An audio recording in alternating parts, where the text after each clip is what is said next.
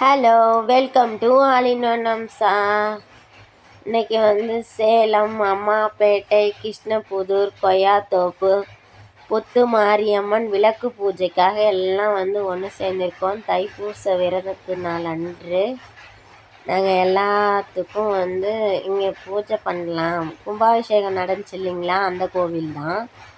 அங்கே விளக்கு பூஜை நடத்துகிறேன் அப்படின்னு சொல்லியிருந்தாங்க 2 நாளைக்கு முன்னாடியே. நம்ம காலையிலேயே பால் குடம் எடுக்க போகிறோம் முருகன் கோயிலில். நம்ம எப்படிடா போகிறதுனா 7 மணிக்கு போயிடலாம், வந்துருங்க அப்படின்னு சொல்லிட்டாங்க. அதுக்கப்புறம் நம்ம கோயிலுக்கும் போயிட்டோம். நாம் தான் முதல்ல போனோம். அதுக்கப்புறம் எல்லாம் இடம் பிடிச்சி எல்லாம் அவங்கவுங்க உக்காந்துட்டு முதல்ல இலை கொடுத்துட்டு அதுக்கப்புறம் அரிசி வச்சு அதில் விளக்கெல்லாம் வச்சிட்டு இருந்தாங்க. எல்லாத்துக்குமே ரெடி பண்ணிவிட்டு அதே மாதிரி திரி எல்லாம் கொடுத்தாங்க. முறை செய்கிறாங்க இவங்க எல்லாம் சேர்ந்து சார்பாக. அவங்க இதில் ஃபஸ்ட் டைம் செய்கிறாங்க. நிறை குறை எது இருந்தாலும் கடவுள் பார்த்து பாருங்கிற நம்பிக்கையில் பாரத்தை போட்டு நம்ம விளக்கு பூஜைக்கான ப்ராசஸை ஸ்டார்ட் பண்ணி எல்லாமே எடுத்து கொடுக்க ஆரம்பிச்சிட்டாங்க. வெத்தலை, பாக்கு, வாழைப்பழம், அகல் விளக்கு, அதுக்கப்புறம் 2 தெரி, அப்புறம் எல்லாத்துக்கும் அந்த திங்ஸ் எடுத்துகிட்டு போக கேரி பேக் கொடுத்துருந்தாங்க. அதுக்கப்புறம் எல்லாத்துக்குமே எவ்வளோ பேர் வந்திருந்தாங்க. எல்லாம் அந்தாண்டு சைடு இந்தாண்டு எல்லாம் சுற்றி உக்காந்துருந்தாங்க. அதுக்கப்புறம் பூ கொடுத்தாங்க. பூ, வளையல், மஞ்சள், குங்குமம் இதெல்லாம் கொடுத்துட்டு அதுக்கப்புறம் மஞ்சள் கொடுத்தாங்க. இவங்க நம்ம சுப்பிரமணிய கோயில் பூசாரி தான். அவர் தான் இங்கே அங்கே தங்கத்தேர் இழுத்துட்டு இங்கே வந்திருக்காரு. நம்மளால் இங்கே விளக்கு பூஜைக்கு வரலான்னு சொல்லிட்டு அங்கே தேர் பார்க்க போக முடியாமல் போயிடுச்சு. இருந்தாலும் ஒன்று மகனை பார்க்கணும், இல்லைனா அம்மாவை பார்க்கணும். 2ல் ஏதோ ஒன்று தான் நடக்கும். ஆனால் ஐயோ பார்க்க முடியலேன்னு அதே சிந்தனையிலே இருந்தேன். அதனால் ஆத்தா என்னை மன்னிச்சிரு, நான் உன்னையே நினைக்கிறேன் அப்படின்ட்டு எல்லாத்துக்கும் அப்புறம் ஊதுபத்தி எல்லாத்துக்கும் கொடுத்துருந்தாங்க. கொடுத்துட்டு அப்புறம் எல்லாத்துக்கும் அந்த 108 மந்திரம் படிக்கிற புக்கு ஒன்று கொடுத்தாங்க. அடடா, நமக்கு தான் படிக்க தெரியாதே, நாம் என்ன பண்ணுறது, சரின்னு வாங்கி பத்திரமா அப்படியே வச்சுட்டு அது ஒரு பக்கம் எடுத்து வச்சுட்டு பக்கத்தில் பாப்பா, என் ஃப்ரெண்டோட பொண்ணு கூட்டிகிட்டு போயிருந்தேன். அவங்க தான் எல்லாம் படிச்சிட்டு இருந்தாங்க. இருந்தாலும் ஐயர் மைக்கில் சொல்லிட்டு இருந்தார், அதை வாங்கி சொல்லுங்கள் அப்படின்னாரு. அப்புறம் அதையே சொல்லிட்டு அதுக்கப்புறம் நம்ம விளக்கு பற்ற வச்சிட்டோம்.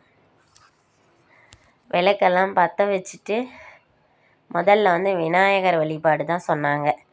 விநாயகரை பிடிச்சி வச்சுட்டு அப்புறம் சொன்னாங்க, தோளும் செய் சுந்த களிமுகத்து பூமணியே நீ எனக்கு தங்கத்தமிழ் 3ம் தா அப்படின்னு சொல்லி விநாயகரை வாழ்த்தி வணங்கிட்டு எல்லோரும் பாட்டு பாட ஆரம்பித்து விநாயகரை பாட்டு பாடி மாதா பிதா குரு தெய்வம் அப்படின்னு சொல்லி அவங்க சொன்னதை வச்சு அவங்க எல்லாருமே ஒரு பாட்டு பாடிட்டு இருந்தாங்க. அதுக்கப்புறம் இந்த பூஜை நம்ம எதுக்காக பண்ணுறோம், இந்த வழிபாடு எதுக்காக செய்கிறோம், நம்ம ஒவ்வொரு வார்த்தை எனக்கு நுழைய மாட்டேங்குது, கூட்டு பிரார்த்தனை செய்கிறதுக்கான அதுதான் சாமிக்கு சீக்கிரம் கேட்கும். நம்ம ஆசை, கஷ்டம், துன்பம், நல்லது கெட்டது எல்லாமே தீர்த்து வைப்பாங்க அப்படின்னு சொல்லி அவர் எல்லாத்துக்கும் சொல்லிகிட்டு இருந்தார். அதுக்கப்புறம் நான் காயின் எதுவும் கொண்டு போகல. அப்புறம் அவங்களே மண்டல சார்பாக எல்லாத்துக்கும் ஆளுக்கு 1 ரூபா காயின் ஒன்று கொடுத்தாங்க.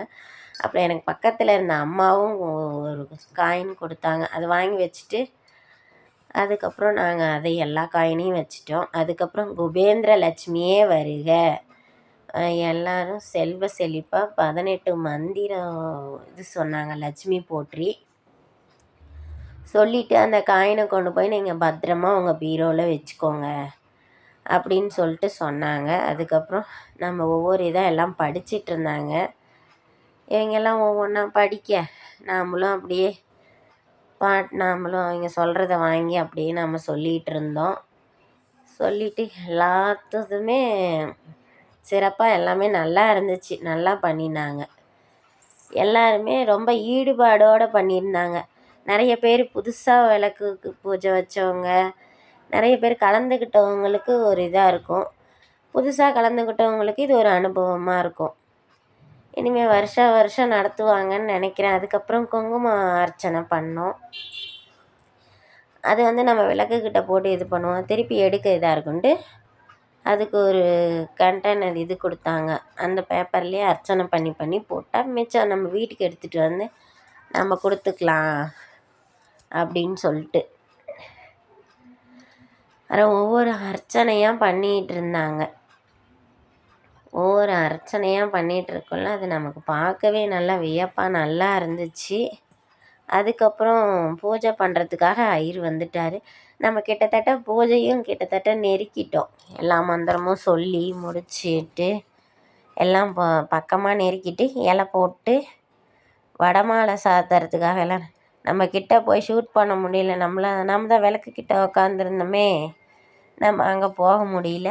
அதனால் இங்கேருந்தே ஓரளவுக்கு தெரிஞ்சதை வச்சு நம்ம அப்படியே எடுத்துட்டோம். எல்லோரும் இந்த பாட்டு மந்திரம் படிக்கிறது அதுலேயே வந்து இதாக இருந்தாங்க. ஸ்லோகம் அப்படின்னு சொல்லலாம். அவங்களுக்கு என்ன வருதோ அதை பற்றி சொல்லலாம். ஆனால் உண்மையிலே விளக்கு வழிபாட்டில் கலந்துக்கிறது ரொம்ப மனநிறைவாக திருப்தியாக இருக்கும். எல்லோரும் ஒரு நிறைய பேர்த்த பார்த்த திருப்தி ஒன்று கிடைக்கும். இன்னொன்று வந்து தைப்பூசம் அன்னைக்கு விளக்கு பூஜைங்கிறது ரொம்ப பிரசித்தி பெற்றதாக இருக்கும். அப்படியே அம்மனுக்கு அந்தாண்ட பூஜை நடந்துட்டு இருந்துச்சு நாகம்மாவுக்கு. அதையும் நம்ம அப்படியே பார்த்துட்ருந்தோம். நம்ம இது எவ்வளோ சஷ்டியில் கூட இது இருக்கும். ஆனால் நம்ம பிரதோஷத்தப்போ விரதம் இருக்கிறது ரொம்ப அப்புறமேட்டு நம்ம எடுத்துகிட்டு போன பால் கேசரி வச்சு சாமியை கும்பிட்டுட்டு விளக்கு பூஜையை முடிச்சுட்டு பிரசாதத்தை வாங்கிட்டு திருப்தியாக வீட்டுக்கு வந்து விளக்க அணையாமல் வீட்டில் கொண்டாந்து சேர்த்துட்டோம்.